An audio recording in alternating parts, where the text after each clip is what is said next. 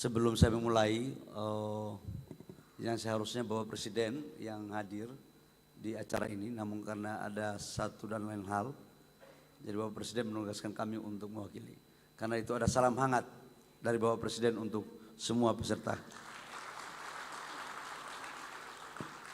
Ini kita masih pakai kopiah semua, habis ini soalnya pelantikan terus. Bapak-bapak tidak dilantik, dikasih kontrak saja biar lebih paten. Yang saya hormati Menteri Bappenas yang sempat hadir, kemudian Pak Wamen Investasi. Yang saya hormati teman-teman Komisi 12 DPR RI yang sempat hadir. Ada Menteri Senior Pak Sofyan Jalil, ini senior saya ini, yang saya hormati. Seluruh duta besar yang sempat hadir dari negara-negara sahabat. Makasih banyak Excellency atas kehadirannya. Gubernur, Bupati yang sempat hadir, ada Bupati Maluku Tengah ini, Pak Ojan ya. Ini dia Bupati Maluku Tengah, tempat kelahiran saya ini. Jadi datang pula kau di sini. Ini ada maksud ini katanya. Prof Enia ada apa? Ada cadangan geotermal di kampungnya di sana. Yang saya hormati teman-teman CEO dari BUMN. Tadi saya lihat ada Pertamina, Dirut Pertamina dengan komisarisnya, Komut, Bang Iwan Bule. Jabatan harus lengkap. Kalau komisaris cuma satu, komisaris banyak, komutnya cuma satu. Tapi Tanti M-nya udah nggak ada soalnya.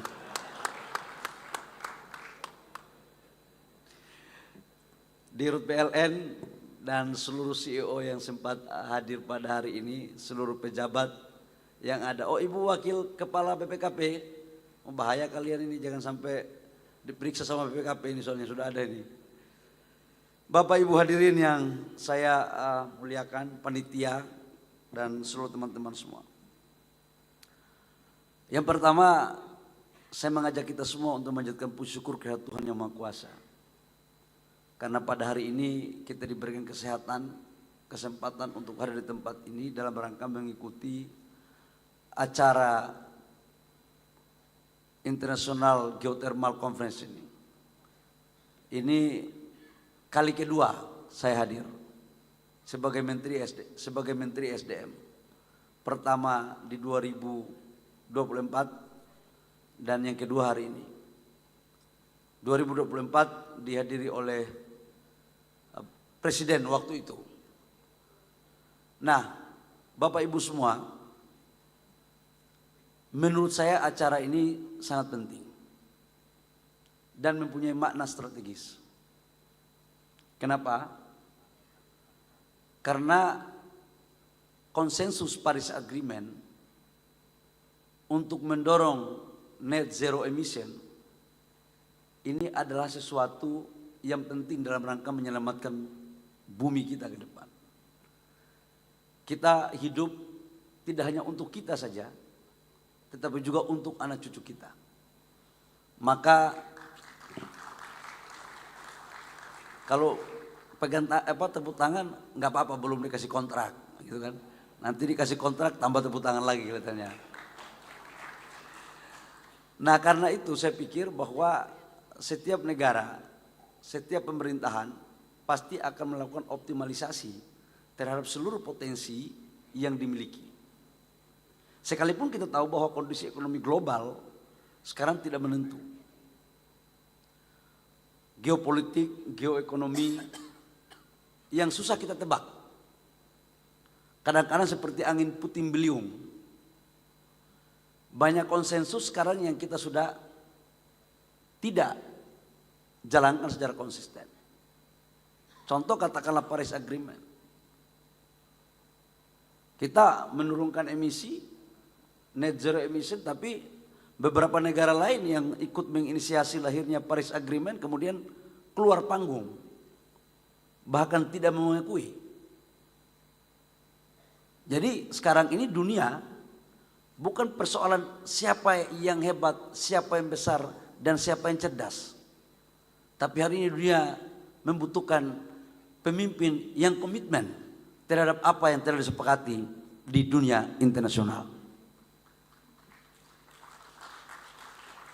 Saya mengambil contoh salah satu negara, ya mohon maaf dengan segala hormat, Amerika salah satu yang menginisiasi Paris Agreement. Di bawah pemerintahan sekarang, ya kita harus fair, kita menghargai mereka. Tapi konsensus itu kemudian mereka sedikit mengabaikan atau banyak mengabaikan. Tapi saya yakinkan bahwa Indonesia, sekalipun negara tidak sebesar Amerika, tapi kami belajar konsistensi dari Amerika dan negara-negara lain. Kami belajar. Kita juga belajar, tapi belajar yang baik-baik saja. Yang kurang bagus jangan kita ikuti. Nah, dalam perspektif itu, kita tahu bahwa geotermal adalah salah satu sumber energi baru terbarukan dan Indonesia mempunyai cadangan yang cukup besar. Terbesar di dunia. Sekitar 27 gigawatt atau 27.000 lebih megawatt. Dan dari sini baru kurang lebih sekitar 10% yang bisa kita kelola. Artinya masih ada 90% potensi ini. Dan ini adalah energi masa depan.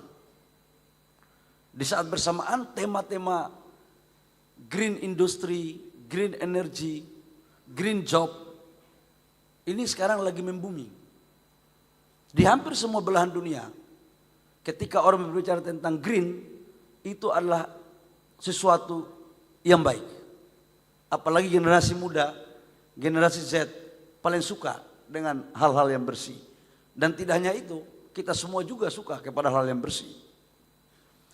Kaitannya dengan itu, di Indonesia masih ada 90% potensi yang belum dikelola. Kenapa tidak bisa dikelola? Di samping memang pembiayaannya cukup memberikan perhatian capex-nya, kemudian juga adalah harus saya akui, ketika saya masuk jadi Menteri SDM, peraturannya macam-macam. Dan salah satu investor itu tidak sukai adalah aturan yang berbelit-belit. Semakin berbelit aturan, semakin tidak disukai oleh investor. Maka program kami waktu 1 tahun kemarin adalah memangkas berbagai tahapan regulasi yang menghambat proses percepatan dalam bidang geotermal. Kita memangkas semuanya Bapak Ibu semua. Tidak hanya itu, setelah saya kaji, ternyata jaringan listrik, transmisi yang belum menghubungkan ke tempat-tempat geotermal itu. Jadi kita mempunyai sumber daya ada, tapi belum ada transmisinya. Jadi bagaimana mungkin teman-teman investor atau PLN yang sudah mendapatkan konsesi bisa mengerjakan sesuai dengan target kalau jaringannya belum ada, mau dijual kemana? Maka tahun ini kami pemerintah Republik Indonesia sebagai bentuk komitmen dan konsekuen dalam mendorong pembangunan energi baru terbarukan, kita menyusun RUPTL di 2025 sampai 2035 sebesar 48.000 km sirkuit. Ini sebagai bentuk tuntutan dari apa yang harus kita lakukan untuk melakukan percepatan.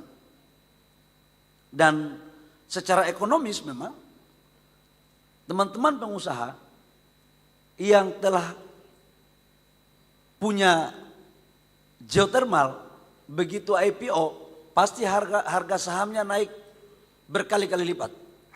Berkali-kali lipat. Makanya barang ini seperti emas.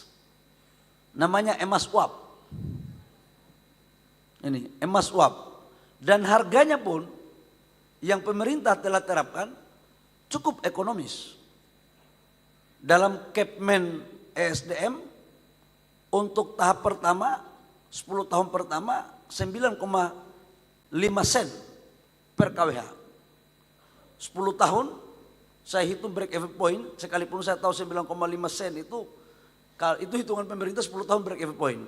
Tapi hitungan saya sebagai mantan pengusaha, kalau capex-nya tidak di markup, paling tinggi 8 tahun break even point.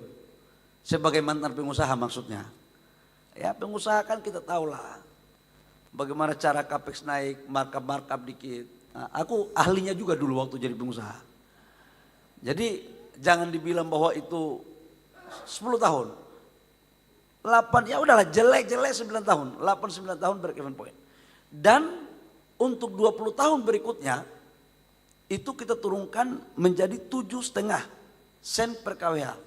Jadi ini sama dengan kerja dulu sekitar 9 tahun break even point, tapi panennya lama sekali. Bapak Ibu semua potensi yang ada, saya sudah minta kepada Dirjen EBTKE untuk segera melakukan proses lelang dan transparan. Siapa aja boleh. Dan inilah sebagian daripada tuntutan apa yang diperintahkan oleh Bapak Presiden Prabowo untuk melakukan reform regulasi dan percepatan regulasi dalam memberikan rasa kepastian dan percepatan bagi teman-teman pelaku usaha. Ini yang kita lakukan. Panas bumi tidak hanya sebagai satu-satunya yang kita pakai untuk listrik, bisa juga menjadi hidrogen. Ini juga bagian daripada hilirisasi. Dan kita butuh ke depan. Bahan-bahan baku seperti ini kita butuh. Nah kaitannya dengan itu, kami di ESDM atas arahan Bapak Presiden Prabowo, itu tidak hanya melakukan mendesain panas bumi, tapi juga kita mendorong energi bersih yang lain. Seperti matahari, solar panel, air, angin. Bahkan sekarang kemarin dalam berbagai arahan sedang kami mendesain untuk membangun 80 sampai 100 gigawatt solar panel. Dan ini kita lagi mendorong.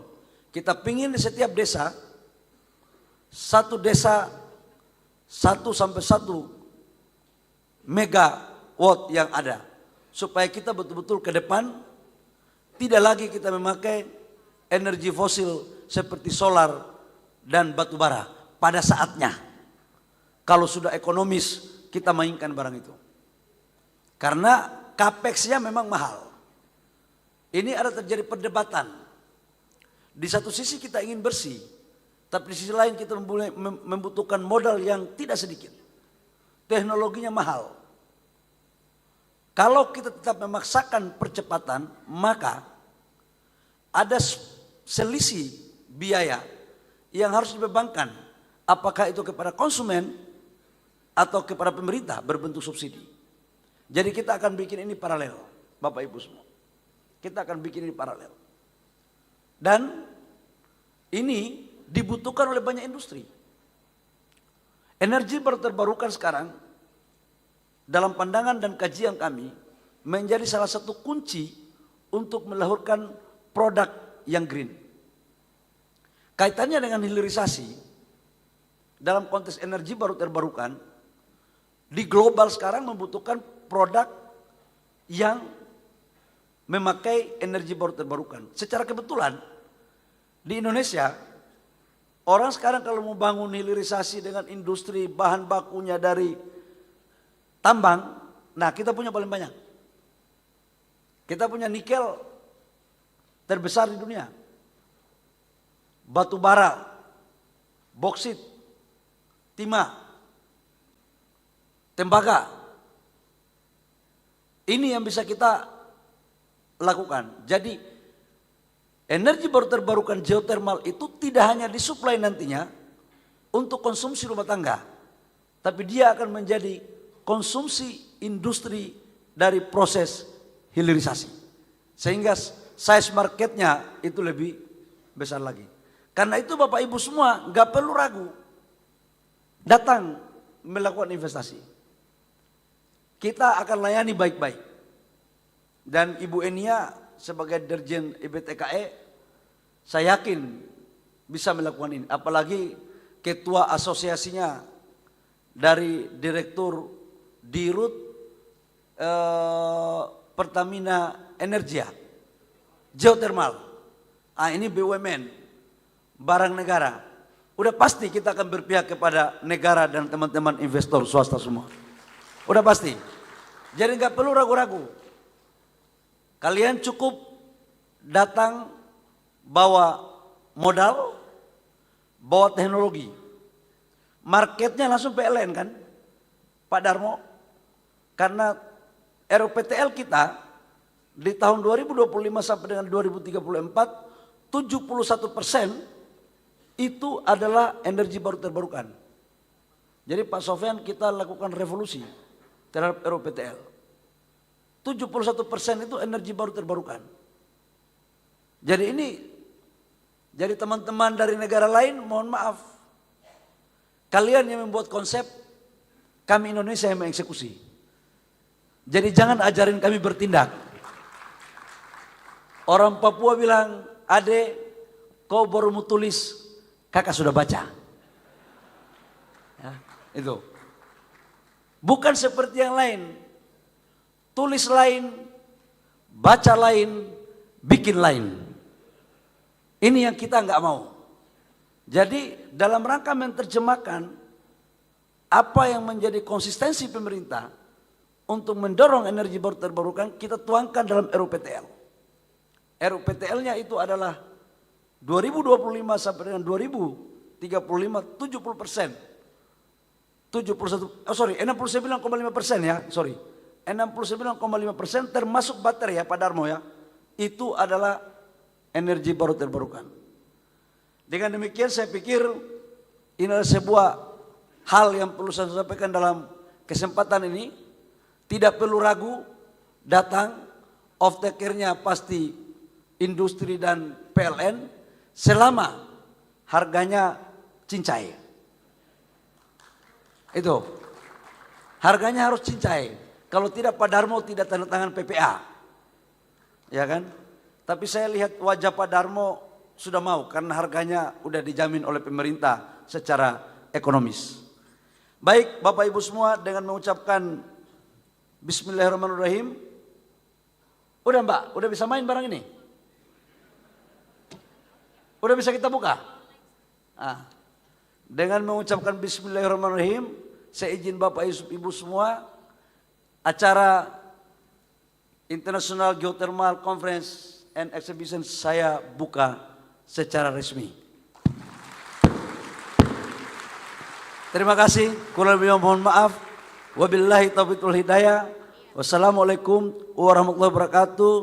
Shalom, Om Santi Santi Om, Namo Buddhaya, salam kebajikan.